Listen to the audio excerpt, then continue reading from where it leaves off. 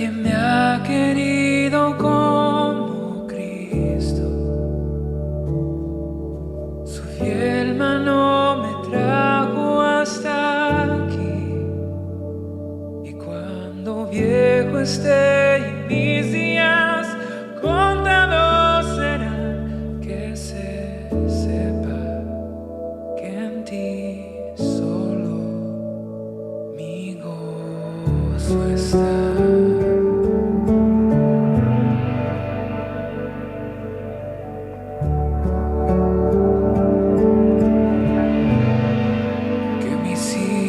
Y sus hijos recuerden siempre esto de mí. Mi tesoro fue el cielo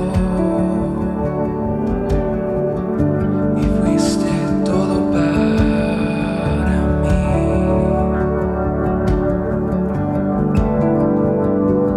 Nadie me ha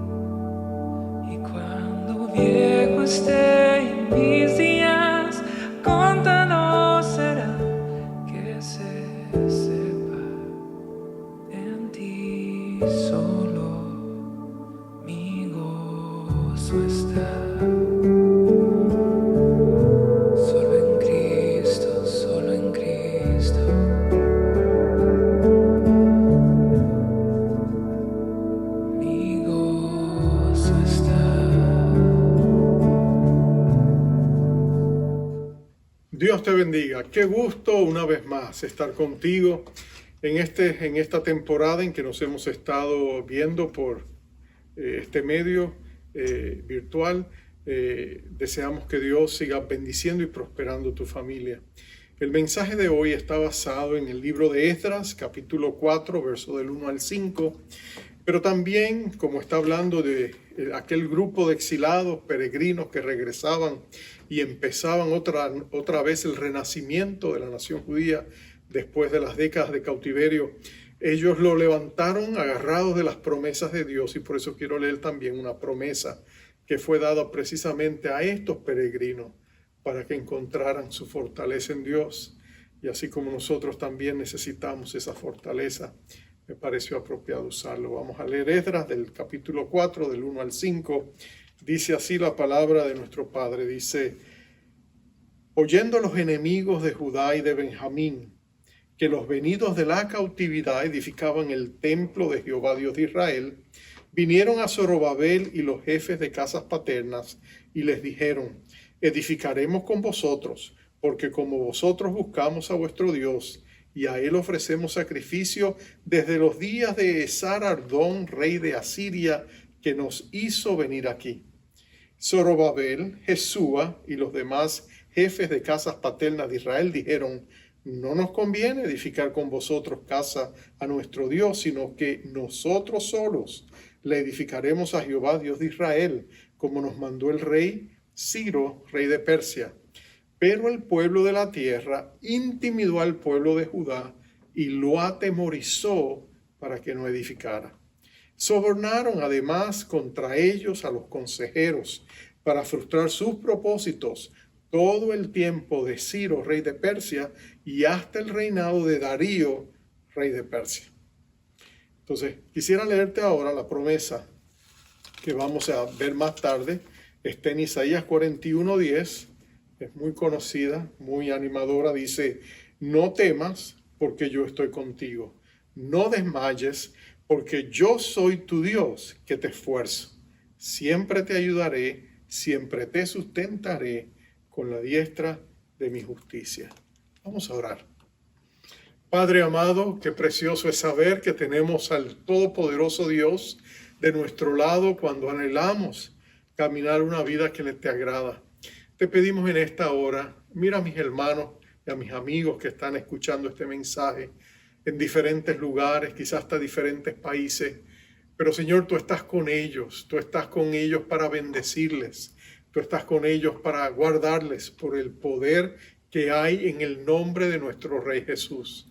Solo te pedimos que nos hables al corazón y que nos levante los ánimos, nos dé nuevos bríos, nos fortalezcas en el poder que hay en tu nombre y que juntos podamos seguir batallando en esta pandemia, sabiendo que aunque enfrentamos grandes desafíos, lo mejor siempre está por venir, porque tú eres Dios, tú eres bueno y tú nos amas. Para la gloria de Jesucristo y en su nombre te lo pedimos. Amén, amén y amén. Una hermana se encontró en una ocasión en una situación muy difícil. Su niño había amanecido con una alta fiebre, así que ella corrió al doctor para llevarle. Y después que lo traía del doctor con una prescripción para llevarla a la farmacia, se detuvo en una farmacia, se bajó del coche y lo hizo con tanta prisa porque tenía al niño y quería recoger al niño para recibir la prescripción, que sin darse cuenta cerró su puerta y dejó las llaves del coche dentro del coche, con el bebé adentro ardiendo en fiebre. Tú te imaginas la desesperación de esa hermana, de esa mamá. Está desesperado y en ese momento ella dice que hizo una oración, clamando el verso que leímos anteriormente. Oh Señor, le dijo ella a Dios, tú prometiste que tú estarías conmigo, que tú me ayudarías y que tú proveerías para mi necesidad y me sustentarías. Señor, por favor, mándame a alguien que me ayude a abrir el coche para sacar las llaves, porque no puedo tener a mi bebé encerrado ahí. Habiendo hecho esta oración, unos momentos más tarde pasaba por ahí un señor. Y de pronto vio que ella está desesperada tratando de abrir las puertas y se acercó con una bolsita, tenía una de esas bolsas de atleta que caminaba. Le dice: señora, ¿qué le pasa? No, que mis llaves están cerradas. No se preocupe, yo le ayudo. Y inesperadamente de esa bolsa sacó una de esas reglas de metal que tiene un garfio al final. La metió en el lado del cristal y de pronto en cuestión de segundos el carro estaba abierto. La hermana estaba tan agradecida que le dijo al caballero: óigame, caballero, usted ha sido una respuesta a la oración. Yo estaba orando por usted y usted, mire, me ha ayudado. Muchas gracias. El hombre la miró, sonrió con un poco de sarcasmo y le dijo: señora, dudo que Dios me haya traído. Mire, esto es lo que yo hago, robar autos, y por eso cargo mi equipo. Así que dudo que haya sido Dios. Pero la hermana, sin inmutarse, miró al cielo, levantó las manos y dijo: gracias, Señor, me mandaste un profesional. Imagínate, ella estaba convencida de que Dios, aunque a veces usa medios misteriosos, como ama tanto a sus hijos, Él siempre provee para nuestra necesidad. Es importante que recordemos eso, las promesas de Dios. Las promesas de Dios son fieles y verdaderas. Son preciosas, dice Pedro en su segunda epístola, carta. Dice él que son preciosas, son amantísimas, porque son dadas del corazón de un Padre de misericordia que quiere bendecir a sus hijos y que nos dice a nosotros, clama a mí y yo te responderé y te enseñaré cosas grandes y ocultas que tú no has conocido. Así que las promesas de Dios cubren toda la gama de necesidades humanas, desde lo material, lo físico, lo espiritual, lo financiero, la salud. Tú puedes poner todas las necesidades humanas y en la bendita palabra de Dios hay promesas dadas. Y las promesas, como la palabra de Dios que la contienen, son eternas, son repetibles. Tú las puedes usar cuando las necesitas, cuantas veces las necesitas. Porque cuando las presentas a Dios, como decía el predicador Carlos Spurgeon, son como cheques en blanco que Dios te ha dado para que tú las llenes y las firmes y las clames en la autoridad y en el nombre del Señor Jesucristo. Es interesante que el pueblo judío ha venido desde el cautiverio. No vinieron todos, menos del 2.5% llegaron. Alrededor de unos 50,000 entre todos, y se dispersaron por todo el país, lo cual hacía de ellos una increíble minoría. La prioridad de ellos fue levantar el templo, y la prioridad de eso era levantar el altar. Y en el capítulo 3 vimos cómo ellos lo levantaron y alabaron a Dios, y algunos lloraban de tristeza porque recordaban la gloria del templo de Salomón, mientras que los jóvenes celebraban que habían tenido ese triunfo. Pero mira lo que pasa. Tan pronto ellos ahora se dedican a edificar el templo, surge la oposición. El diablo se levanta contra ellos. Cuando tú quieres realmente buscar de Dios, tú y yo sabemos que el diablo inmediatamente contraataca. Y él quiere venir para hacernos la vida difícil. De hecho, el diablo va a usar una triple estrategia para asegurarse de que el pueblo de Dios fracasa en edificar el templo a Dios. En realidad el pueblo no fracasa, lo va a hacer porque Dios estaba con ellos, pero la estrategia del diablo buscaba ese propósito. El diablo siempre tiene esta estrategia. La primera estrategia, mírala bien, está aquí, lo leímos. La primera parte de su estrategia es la cooperación. Nota cómo los enemigos de Israel eran aquellos que después que el pueblo de Israel había sido llevado al cautiverio, habían sido traídos de otras naciones por el imperio asirio y los habían ubicado en esos mismos lugares para vivir. Era la práctica común de los grandes imperios. Ellos reubicaban la gente y les daban nuevos comienzos en nuevos lugares para controlarlos. Y cuando ellos llegan, ellos ya han estado ahí por posiblemente 50, 60 años. Son pueblos y naciones que han crecido. De hecho, se han casado con los pobres de la tierra que quedaron cuando el cautiverio tomó lugar. Y los judíos que habían quedado se entrecasaron con los que llegaron y se ha formado una raza híbrida llamada los samaritanos.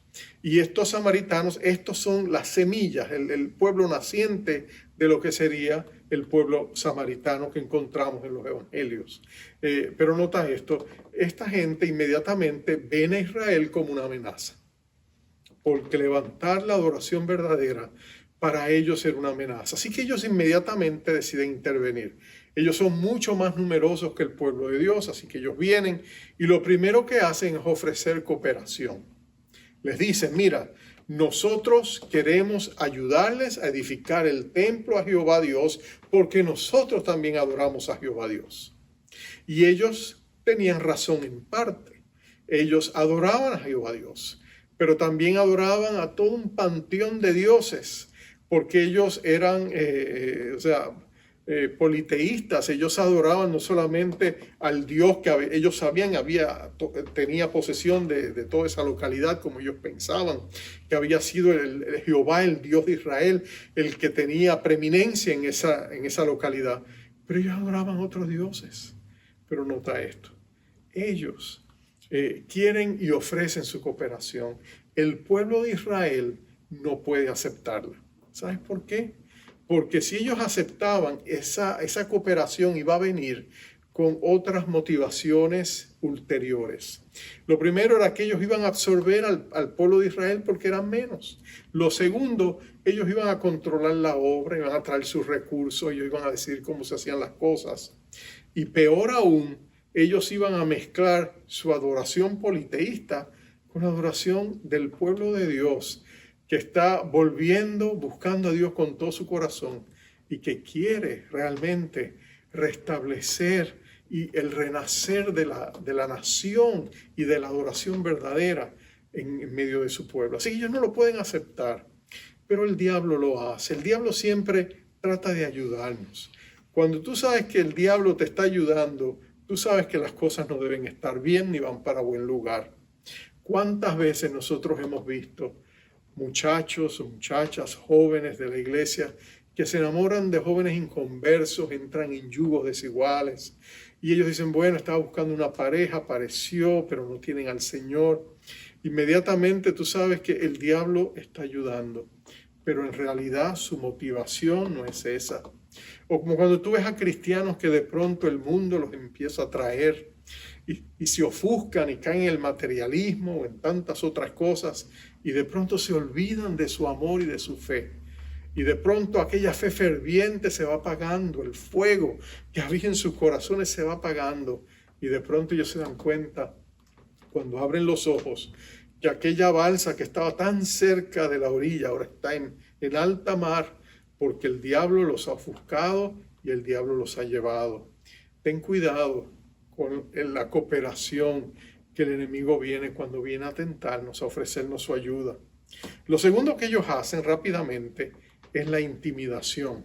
Cuando el pueblo de Israel le dicen, ¿sabe qué? No queremos su ayuda. Ellos no le dicen porque ustedes son politeístas, ellos no los insultan, pero le dicen, no, mira, nosotros tenemos un mandato del rey y como es nuestro mandato, queremos obedecerlo. Y no podemos permitir que ustedes también sean parte de eso. Entonces inmediatamente se muestran los colores de lo que había dentro del corazón de ellos. Y entonces de la cooperación pasan a la intimidación. Los asustan, los intimidan. Seguramente derrumban las cosas que ellos van construyendo. Ellos tienen armas, tienen números. Y de pronto el pueblo de Dios se ve opacado, se ve asustado, se ve acobardado, se ve intimidado. La segunda estrategia del enemigo es intimidarnos. El enemigo siempre busca intimidarnos. Lo hizo con la iglesia primitiva.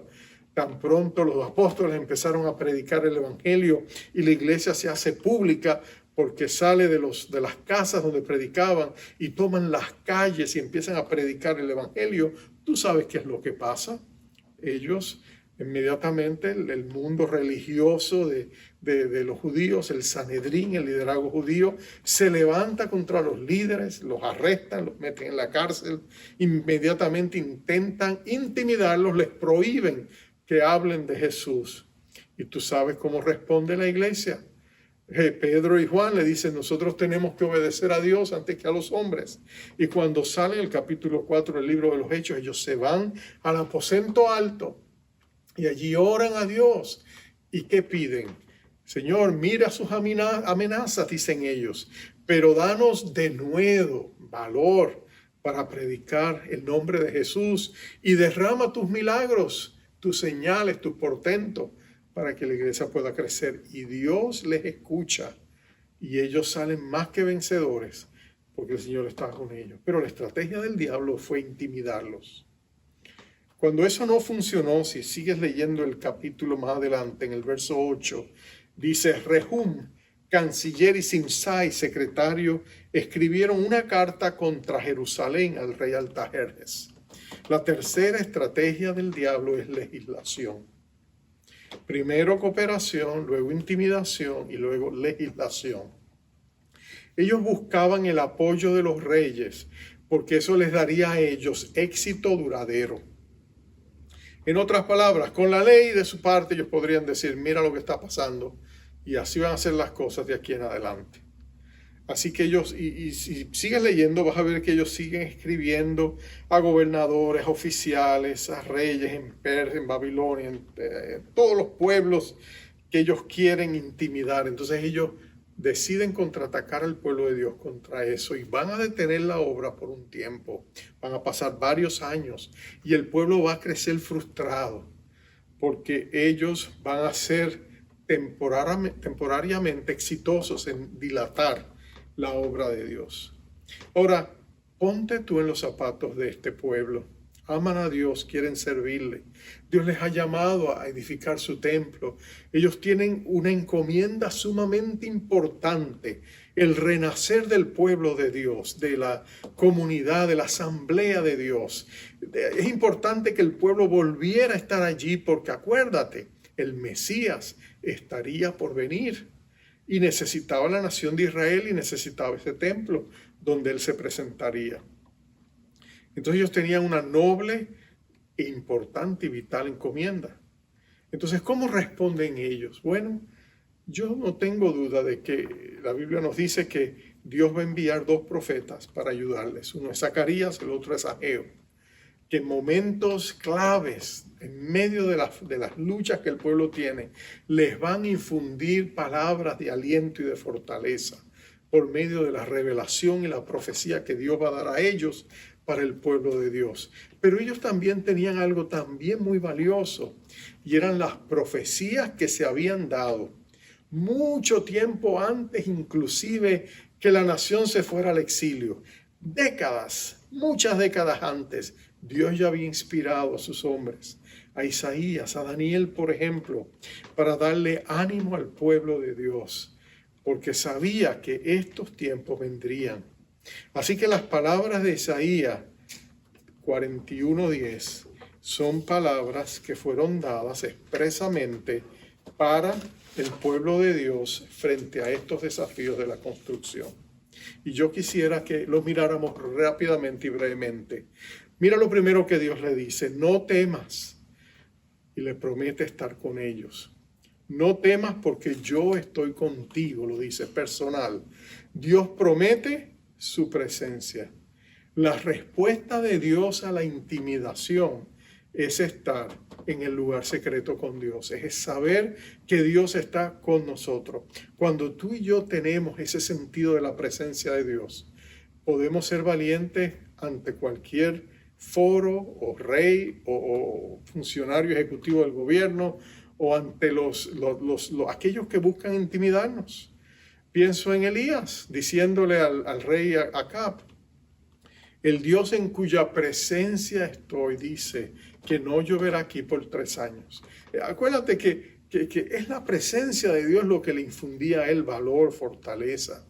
Lo que a ti y a mí nos infunde valor es cuando tú y yo edificamos un lugar secreto, una morada, como decía el salmista en el Salmo 91, Moisés: el que mora al abrigo del Altísimo morará, el que habita al abrigo del Altísimo morará bajo la sombra del Omnipotente. Es cuando tú y yo tenemos ese lugar donde nos encontramos con Dios, donde aprendemos a afinar el oído y a distinguir su voz. Cuando el Espíritu Santo te habla el corazón y te infunde valor. Cuando estás enfermo y el Señor te dice yo te sano. Cuando estás asustado y el Señor te dice no temas.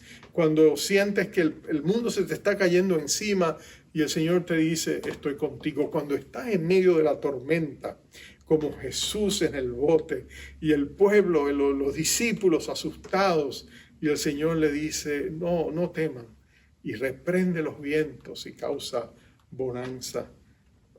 Entonces tú sabes que Dios nos dice no temas, su presencia disipa el temor. Lo segundo es que le dice no desmayes, yo soy tu Dios que te esfuerzo.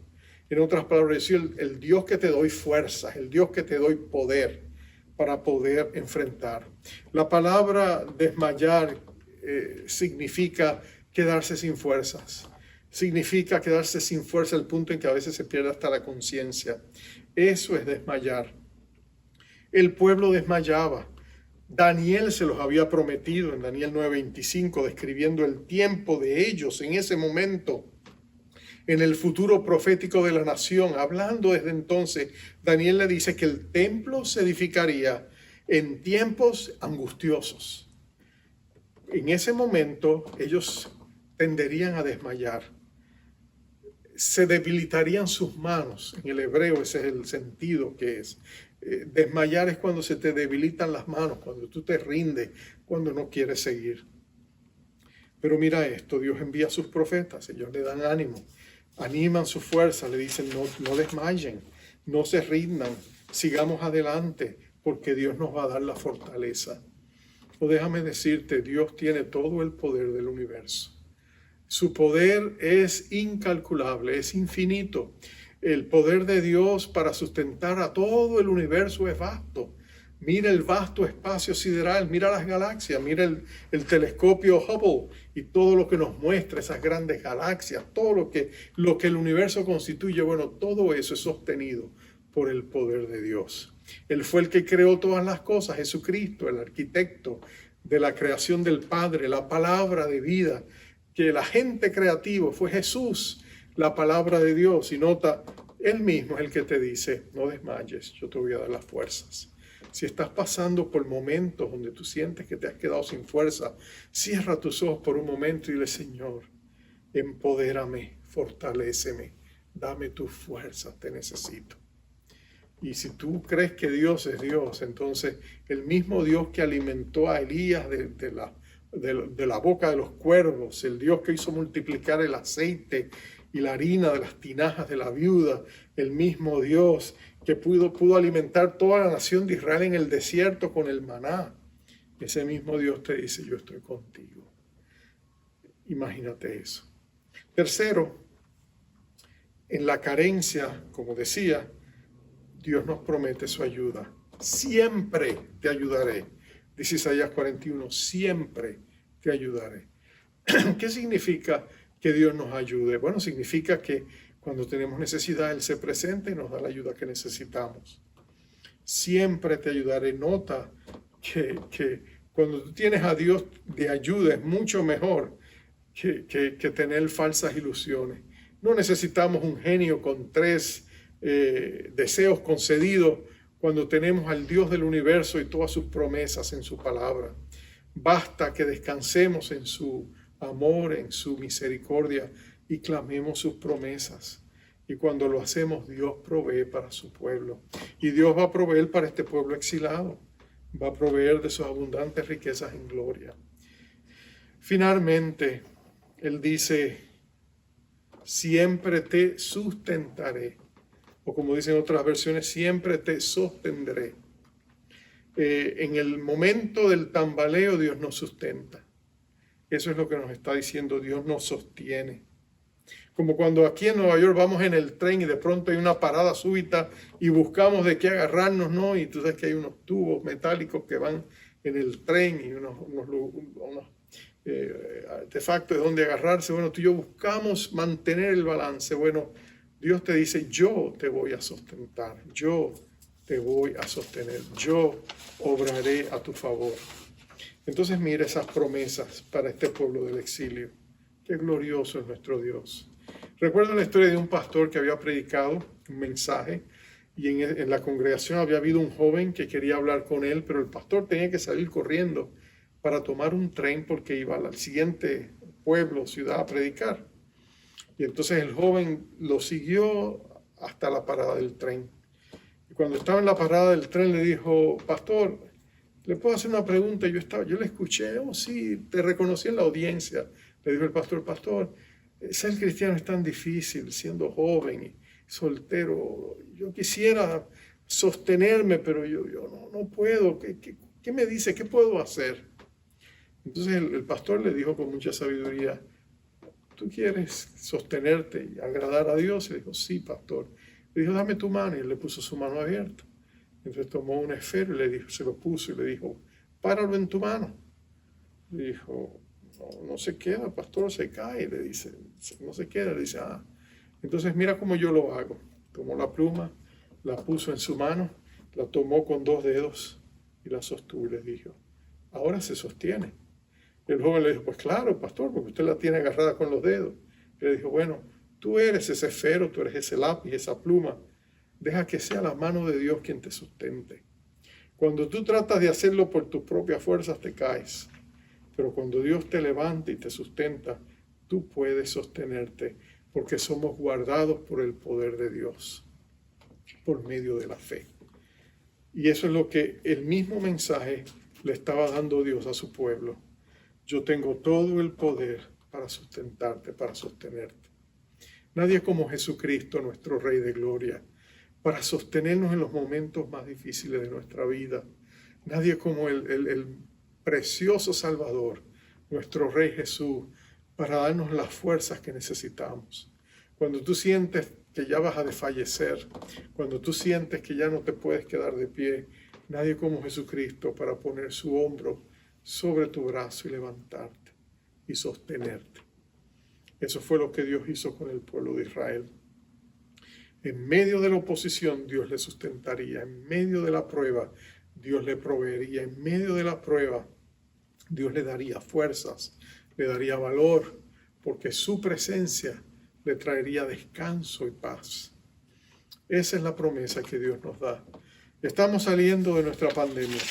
Estamos enfrentando los desafíos después de estos largos meses donde hemos sufrido, hemos carecido o hemos enfrentado grandes desafíos, pero hemos visto cómo Dios nos ha guardado aún en medio de la circunstancia más adversa, la pérdida de seres amados. Pero mira esto, amado hermano, amada hermana, lo más precioso de todo es que el Señor promete sacarnos de esta pandemia y llevarnos a mejores lugares cuando dependemos de su fuerza y de su gracia, porque Él piensa hacer grandes cosas y avivar a su pueblo y traer su bendición. Lo mejor está por venir, porque Jesús y solo Jesús es nuestro fiel Salvador. Yo te invito a orar ahora, te invito a que cierres tus ojos, te acerques al trono de la gracia del Dios que te ama y te conoce por nombre. Oremos. Padre, ¿qué hubiese sido sin ti? Nuestra vida carecería de propósito, nuestra vida carecería de visión, pero porque tú un día llegaste a la vida de tus hijos, Señor, nosotros tenemos propósito y tenemos la seguridad de tu presencia, Señor. En medios difíciles, danos la fe para afirmarnos en tu palabra y creer tus promesas. Ayúdanos, Señor, a declarar con nuestros labios nuestra fe, a darle voz a nuestra fe y decir, Dios es bueno, Dios está conmigo, Dios nunca me abandona, Él es mi luz y mi salvación, Él es la fortaleza de mi vida, Él es mi buen pastor, nada me faltará. Él es el Dios que nos dice, no temas, yo estoy contigo. Y nosotros lo declaramos hoy. Mira aquellos que todavía no te conocen, que quizás en este día sienten el vacío en su corazón y la incógnita, la pregunta de ¿dónde está Dios? Yo te invito, si tú te sientes así, que vengas a Jesucristo ahora mismo y le hagas esta pequeña oración. Repítela conmigo. Dile a Jesús, Señor Jesucristo, vengo a ti tal como soy. Ten misericordia de mí, ayúdame. Perdona mis pecados. Ven a mi vida, cambia mi vida. Hazme la persona que tú quieres que yo sea. Te recibo como mi Salvador. Pongo mi fe en ti. Amén. Y si tú hiciste esta oración, ten por seguridad que Jesucristo ha cumplido su promesa de entrar a tu corazón por medio de su Espíritu y darte esa nueva vida eterna que tú has pedido. Señor, si alguien ha hecho esta oración, afirma sus pasos en tus caminos por amor a tu nombre y ayúdalo a crecer en esta nueva fe. Guárdalo del mal, del maligno y de sus maquinaciones y mentiras, y no permites que la semilla sembrada en su corazón hoy se vaya a perder. En el nombre de Jesús te lo pedimos. Amén, Señor. Amén. Amados, les envío nuevamente con esa preciosa y gloriosa bendición de Números capítulo 6. Jehová te bendiga, Jehová te guarde, Jehová haga resplandecer su rostro sobre ti y tenga de ti misericordia. Jehová alce sobre ti su rostro y ponga en ti paz. Bendiciones. Ante ti me acerco, me presento tal y como soy. pasado lleno de dolor, tu espíritu me levantó. Muchas veces intenté y caí, pero aún así seguiste ahí. Me recuerdas que no soy mi error, tú me llamas un hijo de Dios. Mi esperanza está en tu gran amor.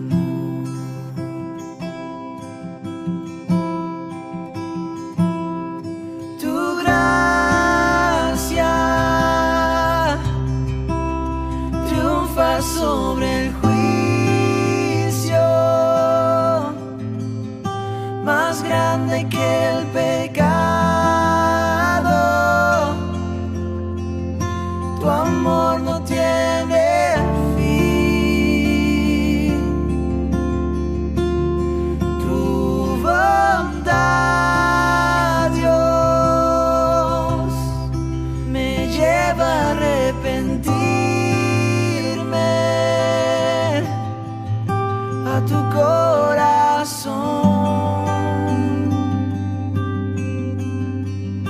tu corazón. Anhelo, Dios,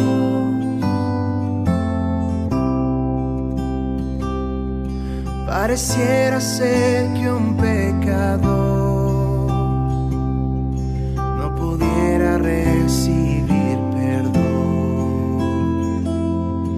pero el pródigo tú llamarás, bienvenido a casa me dirás.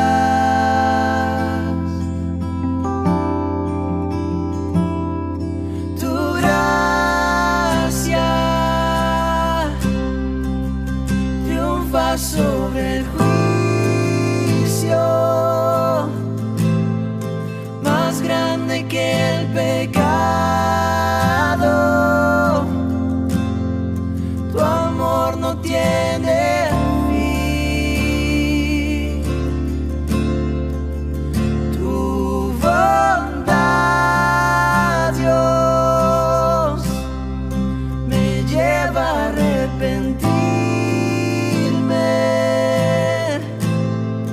a tu corazón, tu corazón.